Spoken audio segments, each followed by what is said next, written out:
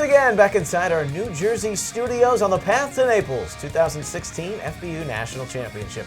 Hi everyone, Neil Sika, Alan Popadines, National Scouting Director of Youth1.com, here to have some fun as always, Pops, as we talk about the 6th and 7th graders today from the Midwest region. And this was formerly known as the Plains, so there's a lot of moving parts, but usually you start with a lot of teams in Texas. Yeah, and when people think about the football hotbeds of the country, it's down south and it's Texas. And I know D. Jenkins and all those guys at FBU, they always think Texas is where it's all at.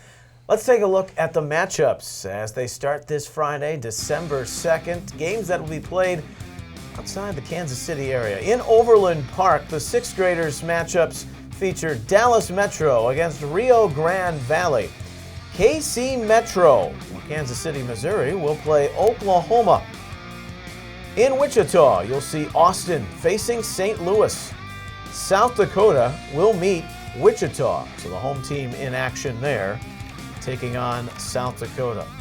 The 7th graders in Overland Park features Dallas Metro, formerly known as DFW, taking on Minnesota. Illinois will play KC Metro.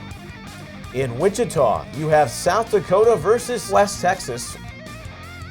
That's a lot of these Texas teams we know well, but teams like South Dakota and the teams from Missouri, Kansas City, St. Louis have also made some runs in years past. Absolutely. We talked about Texas being the king of where football is, but a program like South Dakota came out of nowhere last year. You know, they surprised people. They won their games in the regionals. They, coupled with Rhode Island, really shocked the world, and it's pretty nice to see new teams. Are you ready for the social media Dust Bowl storm that will come after the break? Always, Neil. That is when we reveal the Youth 1 Pops Top 4. It's straight after these messages. You can ask any coach, player, or fan. Before the beaches, the golf courses, the sunsets, Florida is known for football. But in Naples, Marco Island, you get them all. With the facilities and accommodations perfect for your off-season training, tournament, or event. Florida's Paradise Coast is Florida's sports paradise. The best youth football players in the country are at Youth1.com. Youth1.com has the Elite 101 report of the nation's top 101 players, the Freshman 450, rankings, recaps, and news for football and all youth sports. And now anyone can create an athlete profile and share their stats, videos, and skills with the world. Whether you want to be the best or see the best, go to Youth1.com, celebrating the best of youth sports. The Path to Naples is brought to you by the Naples, Marco Island, and Everglades Convention and Visitors Bureau. Also by Battle Sports Science and Youth 1.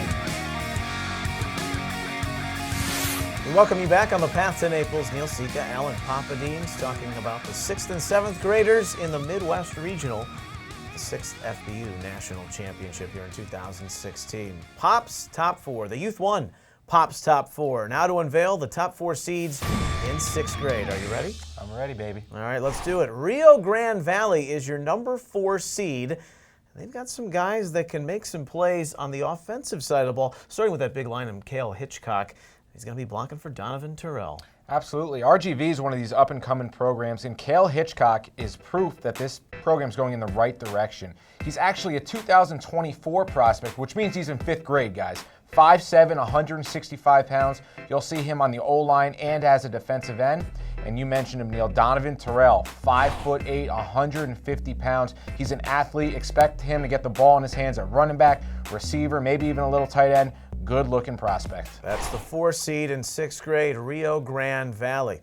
Your 3 seed is Dallas Metro, and boy, do they have a star in the making in Selden Gooch. Yeah, you look at Selden Gooch, this is a track kid. Long jump, high jump, 50-meter dash. This is a kid who moves extremely well for being only a 6th grader with track skills and football ability. I mean, that's a great combination going forward. And also Gabriel Warren at quarterback. Very good arm, ready to make throws all over the field. Great mechanics for only being in 6th grade. It's amazing to see how far 6th graders have progressed over the years of this tournament. Speaking about how far, the progression of Illinois. They are your 2 seed in the 6th grade level. Midwest Regional. Defensively, Stanley, Kolnsberg. Those two last names will make some headway in this 2016 tournament. Right, and Team Illinois got a new team director. They're in this to win it this year. Arian Stanley is a linebacker, 5'2", 124 pounds out of Belleville, Illinois. Great vision as a middle linebacker. Expect him to go sideline to sideline, tracking down ball carriers. And Wyatt Kolnsberg, 5'4", 141 pounds, hits like an absolute truck. A defensive lineman. He can play inside or outside. When he hits you, you are going to feel it, Neil. KC Metro is the 1 seed in Youth One's Pops Top 4 for the 6th grade Midwest Regional. What catches your eye about this group? Absolutely. Two big name players to know. Cy Jones, a running back. He's a leader. He's fast, aggressive, violent runner. And KC Metro thinks that he has the ability to score from anywhere on the field. Dangerous kid. And then a linebacker, Theo Thomas, a thumper. That's the only way I can describe him. He'll run through blockers to hit the running back. Physically mature, looks like an 8th grader when you get a look at him. Can run through or pass people. Best hitter in the KC area as a 6th grader. So Rio Grande Valley, Dallas Metro, Illinois, KC Metro. That's Pop's Top 4 for the 6th grade Midwest Regional. There is a sleeper, though, and that's Oklahoma. Shaheem Johnson going to lead the way at quarterback. Mylan Darby, pretty good defensive tackle. Yeah, and Shaheem Johnson, you have the son of a coach. So you have the quarterback who's not only left-handed, which gives him an advantage, but also has the mindset of a coach. Strong arm, great leader, just has that it factor, that swagger that it takes to win. And Mylan Darby, very smart on the D-line. Will also play O-line as well, but D-line is where it's going to make his home. He'll play on the interior D-line, clog up some gaps, make a few tackles. Now it's time to look at the 7th graders in the Midwest Regional, Youth One's Pops Top 4. The 4 seed is South Dakota. Last year as 6th graders, they caught the eye of many, going to the regional semifinal where they lost to North Texas, and a big part of their success is the quarterback that they have coming back in Jacob Newth. Yeah, Newth returns after a stellar tournament last year. He was a 6th grade quarterback and led them to a 2nd round, 3rd round victory. Great QB, big body, great arm, everything you look for in a pocket passer. Newth is one of the reasons South Dakota caught fire last year and will continue to this year. He's going to throw to Cade Schenzel, maybe the best athlete on this team. Schenzel is fantastic on the outside. We're talking right around 5'10", but has that wide receiver build. He's long, he's lean, he's got some muscle to him, can jump out of the gym if you need him to. Those two, Newth and Schenzel, are going to be a dangerous combination. The 3rd seed in Pop's Top 4 for the 7th grade Midwest Regional is West Texas. 2 guys who were standouts at Top Gun in Christopher Brazel and Braden Mannix. They'll lead this team. Yeah, Friday Night Lights territory is wide awake this year. Brazel is a 5'7", 108-pound kid. Quick, elusive, athletic, can play the slot, can play on the outside. His dad played in the NFL and in the CFL for a little while, so he's got the genetics working for him. Good-looking kid on the outside. And Brandon Mannix, son of a coach, 5'7", 125 pounds, defensive back, could play strong safety. His older brother, McLean, is actually committed to Vanderbilt, so again, the genetics working for him.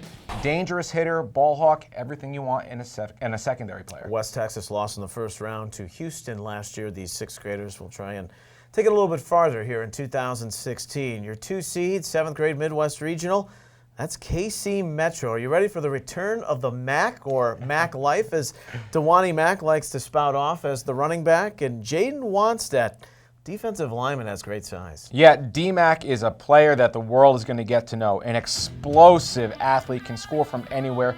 Really slick. Just one of those players you enjoy watching his film and you enjoy watching him play. Good-looking prospect. And Jaden Wanstedt, 1st team All-Top Gun this past July, 6'1", 240. Just energetic. Brings his lunch pail every single play. Works hard. Interior D lineman. Was at Top Gun, was actually rallying the guys around him to do the drills correctly. One of those kids that every coach loves to have.